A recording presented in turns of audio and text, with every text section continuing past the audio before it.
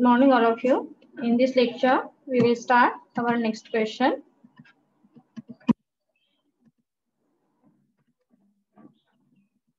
Format आपण learn केला होता. So now we start next question. Trend analysis, advantages and disadvantages. Okay.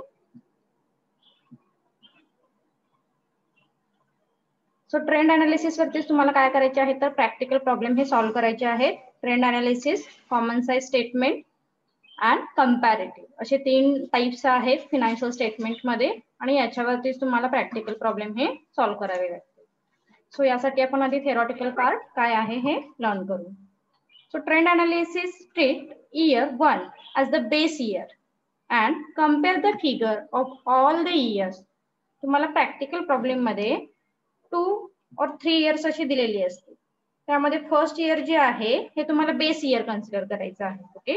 And base year compare as another 2 year, जे काय नंतरचे 2 year दिलेले आहेत त्या 2 इयर सोबत तुम्हाला बेस इयर काय करायचं आहे कम्पेअर करायचं आहे and find out actual trend of the particular year. आणि त्या पर्टिक्युलर इयरचा ट्रेंड काय आहे हा तुम्ही काय करू शकता अंडरस्टूड करू शकता, फाइंड आउट करू शकता. Trend analysis is useful because trend show the direction of the change. Okay. Trend काय करतो तर डायरेक्शन कशा पद्धतीने झालेला आहे चेंज फिगर मध्ये, प्रॉफिट मध्ये, ओके, ऍक्च्युअल सिच्युएशन मध्ये हा इंडिकेट करण्याचं काम करेल. So trend show the direction of the change. Then trend are easy to calculate and interpret.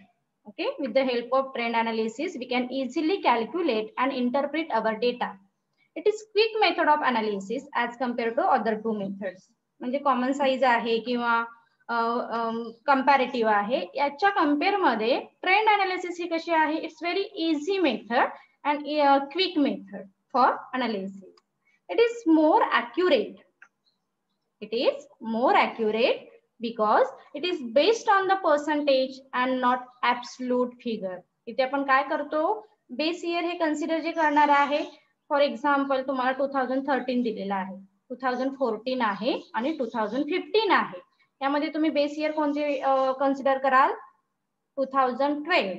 Okay. जे लास्ट इयर असणार आहे हे बेस इयर असेल. लक्षात येतंय. आणि बेस इयरच्या कम्पेअर मध्ये नंतरच्या 2 इयरचा परफॉर्मन्स कसा आहे हा तुम्ही फाइंड आउट करणार आहात. That is why here say it is more accurate because it is based on the percentage. आणि आपण पर्सेंटेज काय करतो इथे कन्सिडर करतो आणि ट्रेंड फाइंड आउट करतो. Okay. Then advantages of trend analysis. Proper comparison between the 2 or more firm over the period of time. म्हणजे इथे असं नाहीये की तुम्ही एखाद्या काय म्हणतो आपण एक्सटर्नल कंपनी सोबत काय करू शकता कंपॅरिझन करू शकता. इंट्रा सुद्धा काय करू शकता तुम्ही कंपॅरिझन करू शकता. That means proper comparison between 2 or more firm. एकाच ऑर्गनायझेशन मध्ये ज्या काही फर्म्स आहेत त्याच्याशी रिलेटेड.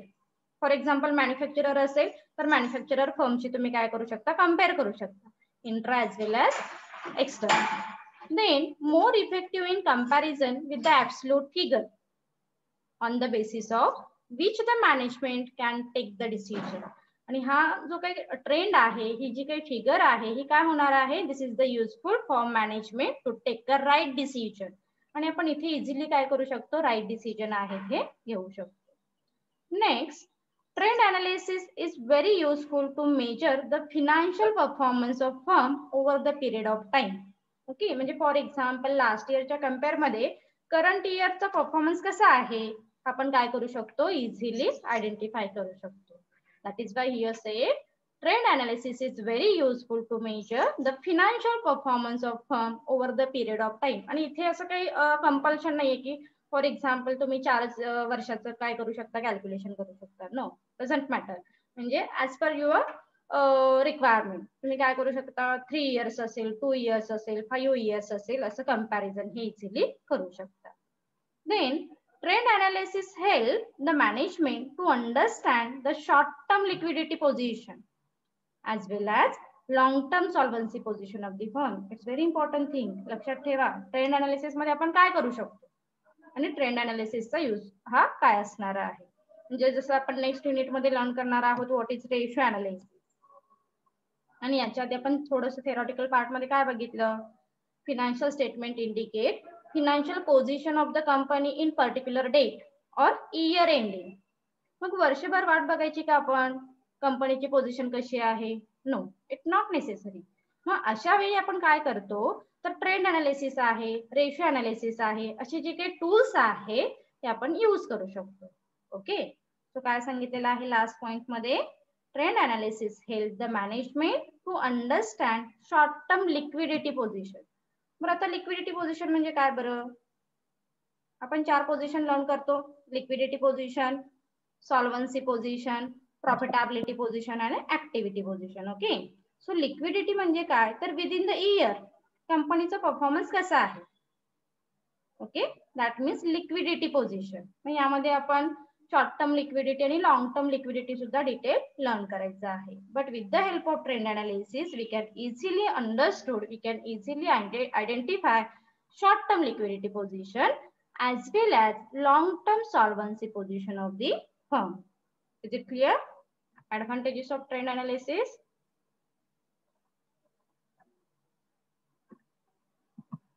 जागे आहात का? क्लिअर झाले का बघा ऍडव्हान्टेजेस? काही डाऊट असेल तर विचारू शकता.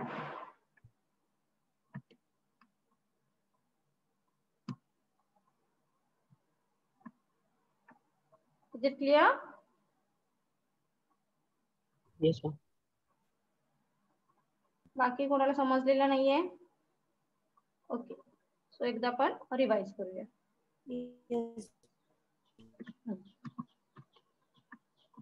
प्रॅक्टिकल प्रॉब्लेम साठी काय लक्षात ठेवायचं, ट्रेंड अनालिसिस मध्ये आपण बेस इयर, फर्स्ट इयर जे असणार आहे हे कन्सिडर करू and compare other for 2 years. जे काही 2 इयर दिलेले असतील, 3 असणार आहे त्याच्यासोबत आपण कम्पेअर करणार आहोत.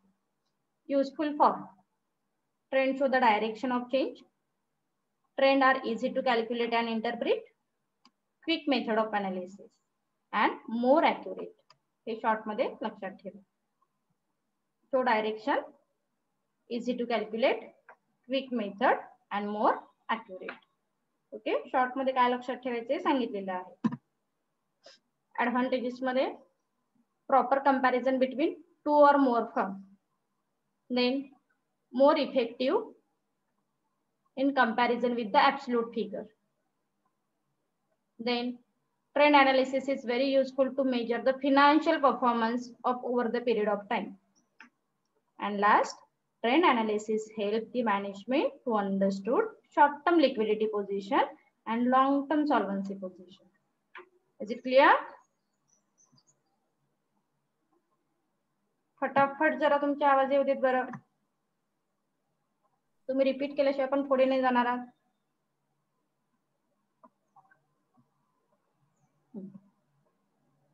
ओके, सो फर्स्ट स्लाइड कोण सांगेल काय लर्न केलं आपण? सांगा. अंबर, अमृता, नुपूर. ओके, सांग नुपूर. Advantage and disadvantage. आवाज नाही येते, थोडस लावली.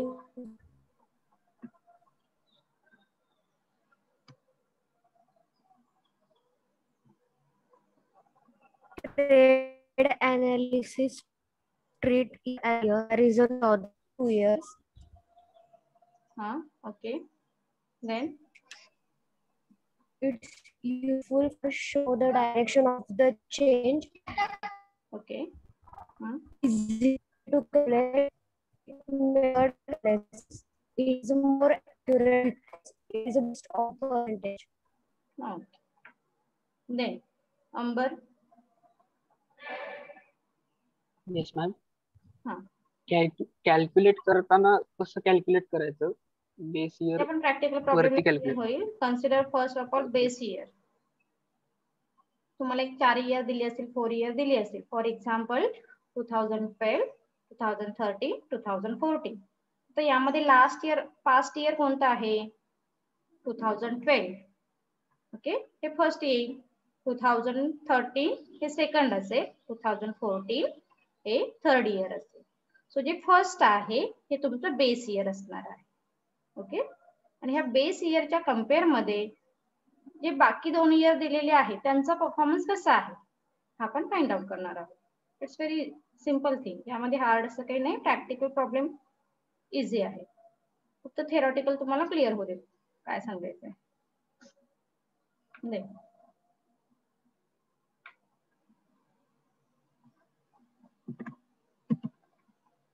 डिसएडव्हान्टेजेस. तर काही ऍडव्हान्टेजेस जसे आपण बघितले तसे ट्रेंड अनालिसिसचे डिसएडव्हान्टेजेस सुद्धा तुम्हाला फेस करावे लागतात.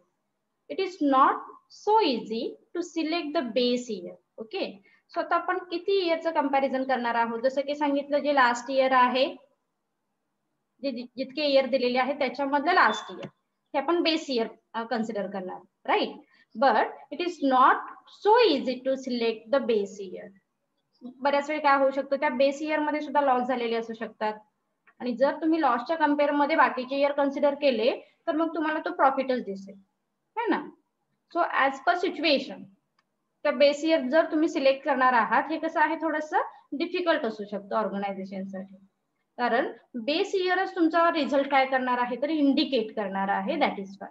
So it is not so easy to select the base year. It is very difficult to follow the consistent accounting principle and policy.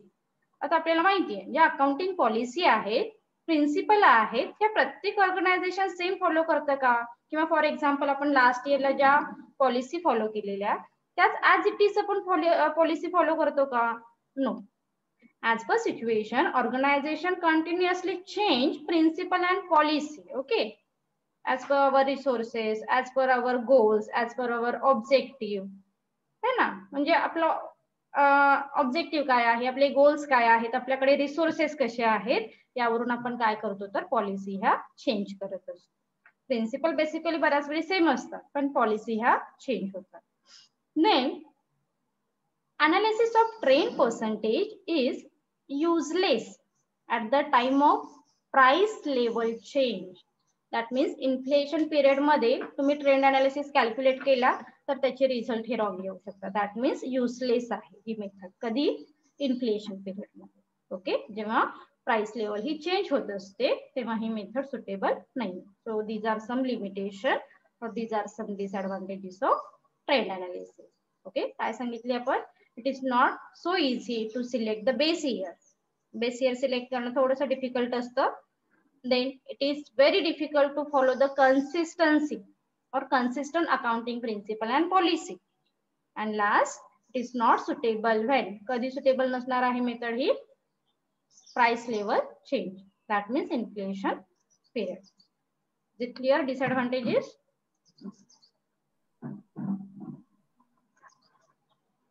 Yes, ma'am. Yes, ma'am. Yes, ma'am. तर सांगा बरं disadvantages काय learn Yes, केले ma'am. आपण. कोण सांगेल? Yes, ma'am. सांग. Base year consider करणं थोडंसं डिफिकल्ट असतं. त्याच्यानंतर प्रॉपरली प्रिन्सिपल वरती आपण त्याचा यूज करू शकत नाही. आणि तिसरं की जेव्हा प्राइस चेंज होते त्यावेळेला ते आपण यूज करू शकत नाही. युजलेस. लास्ट काय सांगितलं? This is not suitable for कधी? Price changing. हा. Price fluctuation Price Price level period. change. price level. आणखी कोण सांगेल?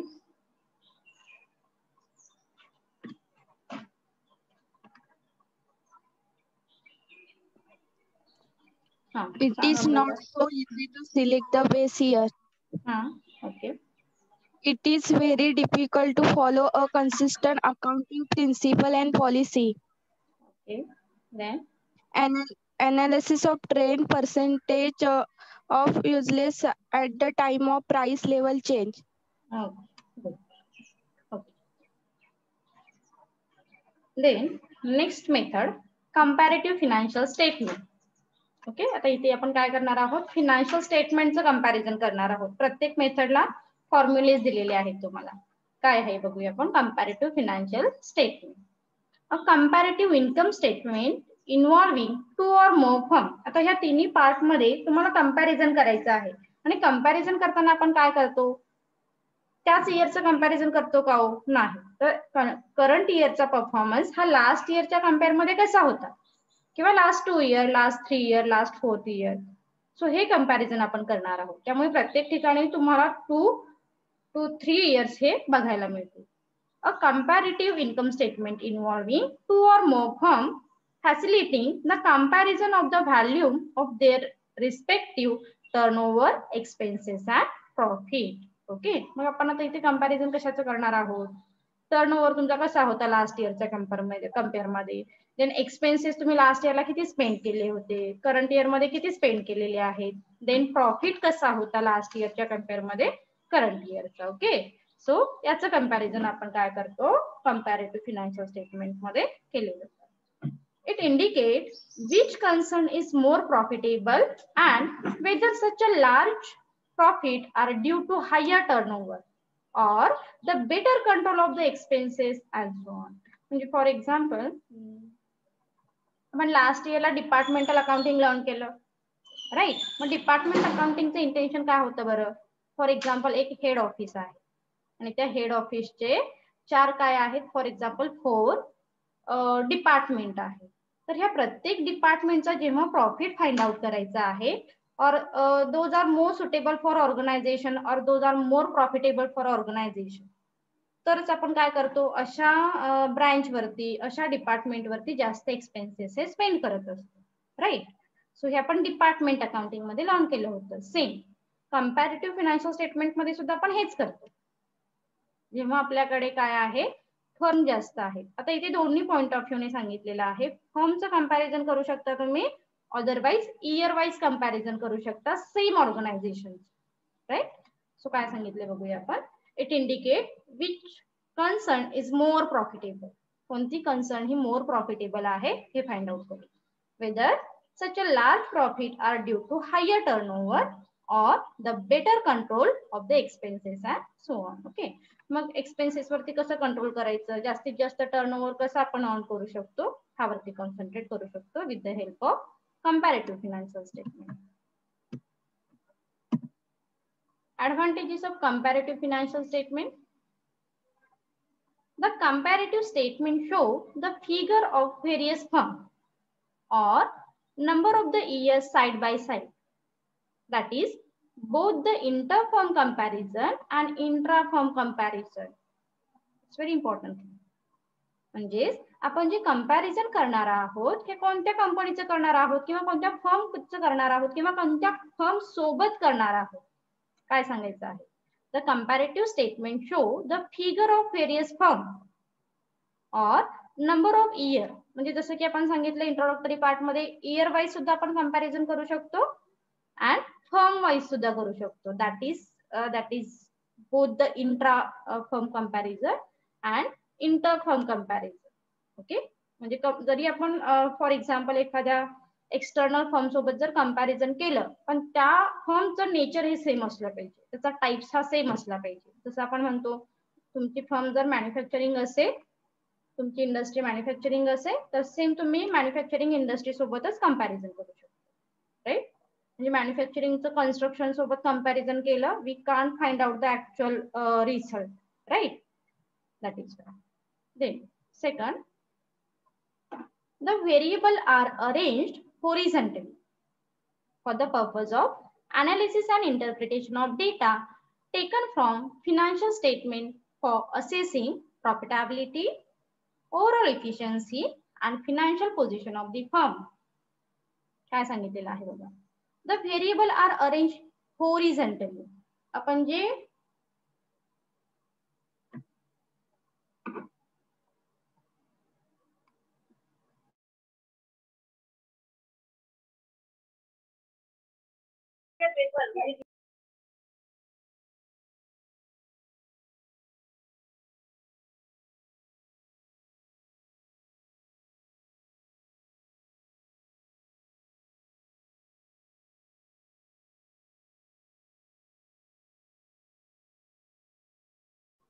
ओके, सेकंड पॉइंट काय आहे, the variable are arrange horizontally.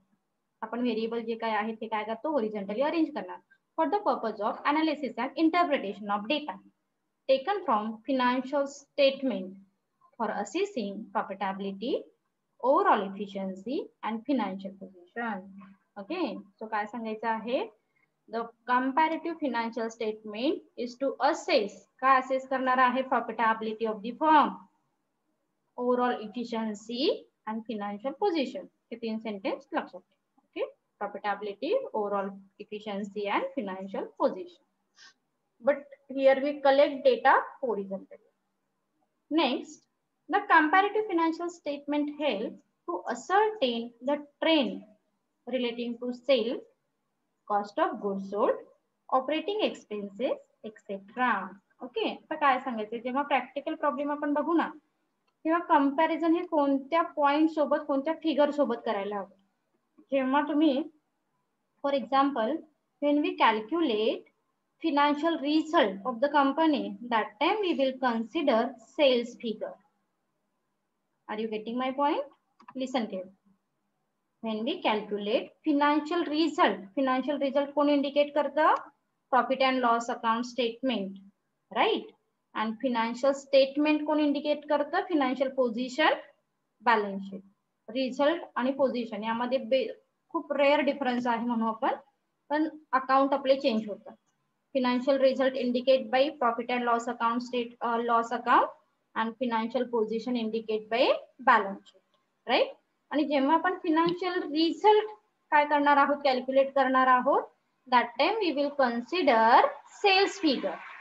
Okay, and when we calculate financial position, that time we will consider capital employed.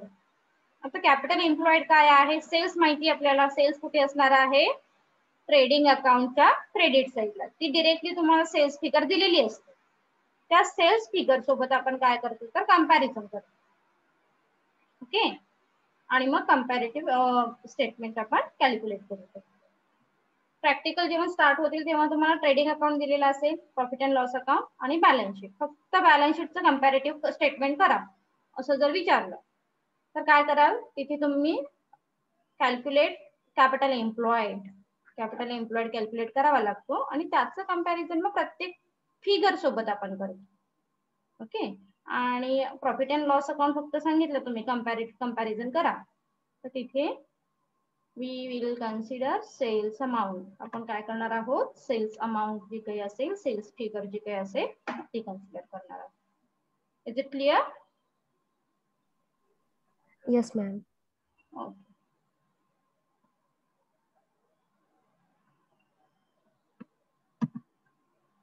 Then disadvantages of comparative financial statement. आता practical मध्ये काय लक्षात ठेवायचं, लक्षात राहिलं का तुमच्या? हा जो लास्ट थर्ड पॉइंट आहे याच्यावरती तुमची प्रॅक्टिकल प्रॉब्लेम क्लिअर होते. त्यामुळे ओव्हरऑल थेरी मध्ये हा पॉइंट फार महत्त्वाचा असतो. Disadvantages of comparative financial statement. Inter-firm comparison will only be effective if both the firm follow the same accounting principle. जर तुमचे accounting principle different असतील, this is not suitable. Okay, he method suitable असेल का? नाही. So method of valuation of stock असेल, etc etc.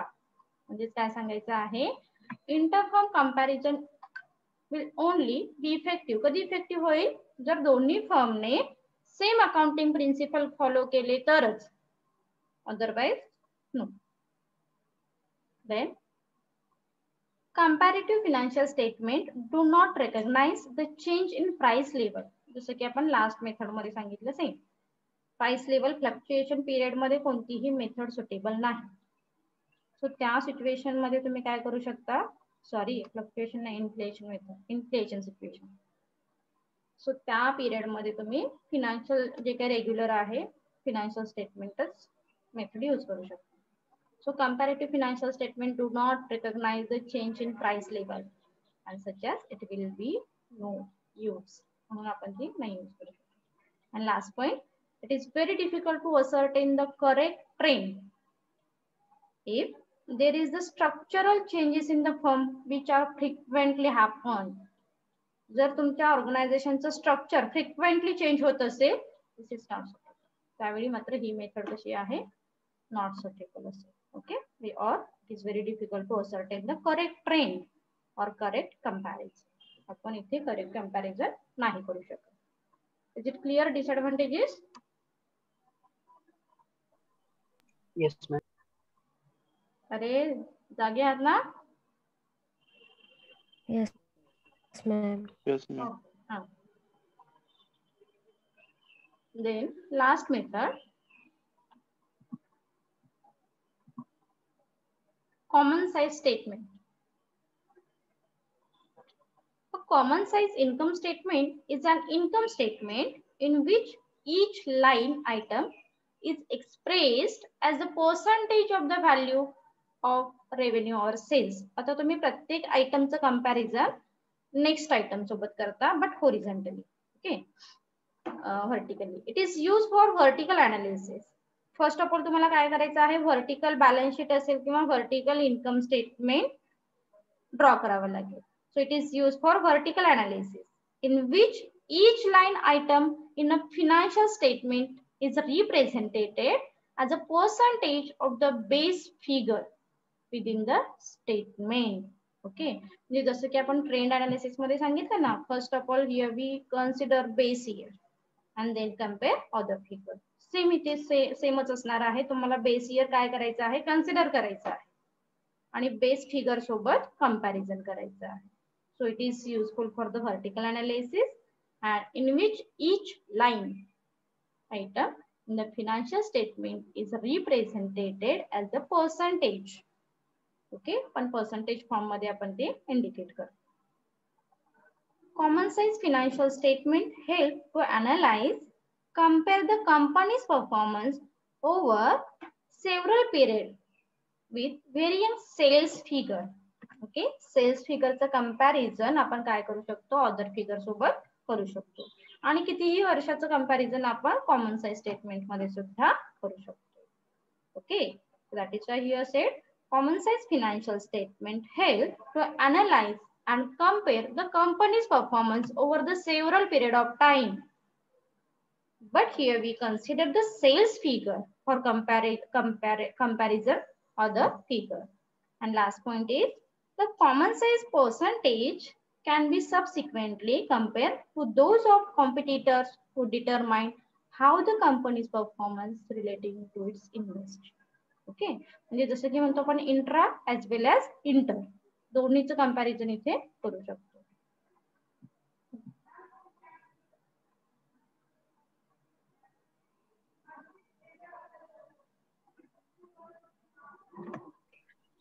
Last point मध्ये काय सांगितलं, the common size percentage can be subsequently compared to those competitors to determine how the company is performing related to the industry. म्हणजे जे related आहे, जसं की सांगितलं आपण सेम टाइप्स स्ट्रक्चर असणाऱ्या इंडस्ट्री सोबत फर्म सोबत आपण काय करू शकतो, कंपॅरिझन करू शकतो. सो हा जो पॉइंट आहे हा तिन्ही मेथड साठी कॉमन असेल, intra inter but same industry same firm.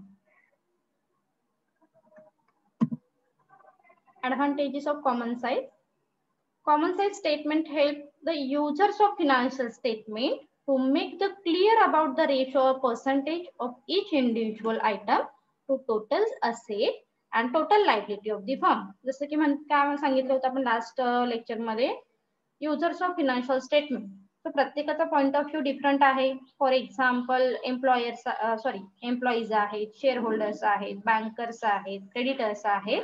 हे प्रत्येक काय करू शकतात, फिनान्शियल स्टेटमेंट हे चेक करू शकतात, right. So common size statement help the users of financial statement.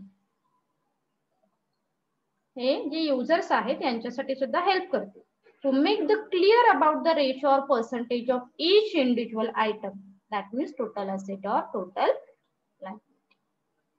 Then a common size statement help an analyst to find out the trend relating to the percentage share of each asset in total asset and the percentage share of the each liability in total liability. Okay, म्हणजे जसं की आपण सांगितलं vertical statement आलं, मग ते financial result असू दे, financial statement असू दे. लायबिलिटीचं कंपॅरिझन करताना टोटल लायबिलिटी कन्सिडर केली जाईल, असेटचं कंपॅरिझन करताना टोटल असेट कन्सिडर केला जाईल. Is it clear? Second point मध्ये काय सांगितलेलं आहे, जेव्हा तुम्ही लायबिलिटीचं कंपॅरिझन कराल, फॉर एक्झाम्पल तुम्हाला शेअर होल्डर्स अमाऊंट कम्पेअर करायची आहे, सो शेअर होल्डर्स अमाऊंट तुम्ही कशी कम्पेअर कराल, त्याच्या आधी तुम्हाला टोटल लायबिलिटी माहित असली पाहिजे. Okay, that means total liability compare to for example equity share, for example reserve, secured loan, unsecured loan etcetera. आणि टोटल असेटचं पण सेम. टोटल असेट व्हॅल्यू आधी तुम्हाला कॅल्क्युलेट करावी लागेल, ती ऑलरेडी दिलेली आहे. Then compare to like fixed asset, like current asset, investment etcetera. Then disadvantages of common size statement. जसं की कॉमन पॉईंट कोणता आला, फ्लक्च्युएशन मध्ये, सॉरी इन्फ्लेशन, प्राइस चेंजिंग मध्ये, this is not suitable, right? So common size statement does not help to take decision since there is no standard ratio or percentage regarding the change in percentage in the various component of asset, liability, sales, etc. etc. Okay, म्हणजे याचं काही standard आहे का हो? नाही. त्यामुळे तुम्हाला actually जे काही रिझल्ट आहेत, ऍक्च्युअल रिझल्ट, स्टँडर्ड रिझल्ट इथे आपण नाही घेऊ. So this is the disadvantage. Second, if consistency in the accounting principle, concept, convention is not mentioned, then common size statement. That is why this is useless method. काय म्हटलेले आहे, useless म्हणजे फार काय म्हणतो आपण, तर थोडंसं डिफरंट वाटतं. पण जेव्हा तुमच्या अकाउंटिंग पॉलिसी स्ट्रॉंग आहेत किंवा त्यामध्ये कन्सिस्टन्सी आपल्याला जेव्हा बघायला मिळते, that time this is okay. पण जर कन्सिस्टन्सी नसेल, तुम्ही कंटिन्युअसली प्रिन्सिपल चेंज करताय, कन्व्हेन्शन चेंज करताय, पॉलिसी चेंज करताय, that time this is not suitable. Okay, it's very simple thing.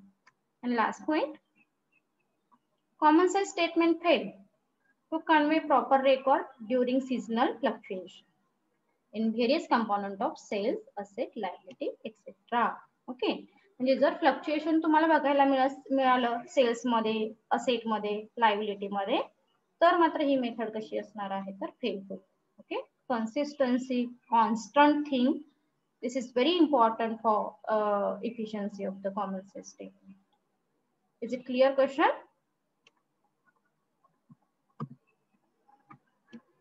Is it clear?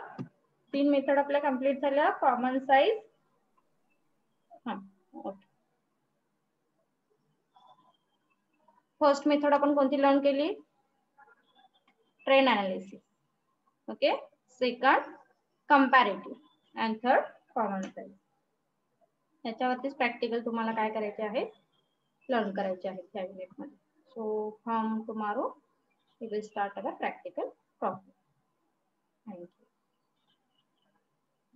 So attendance कोणाची राहिली असेल?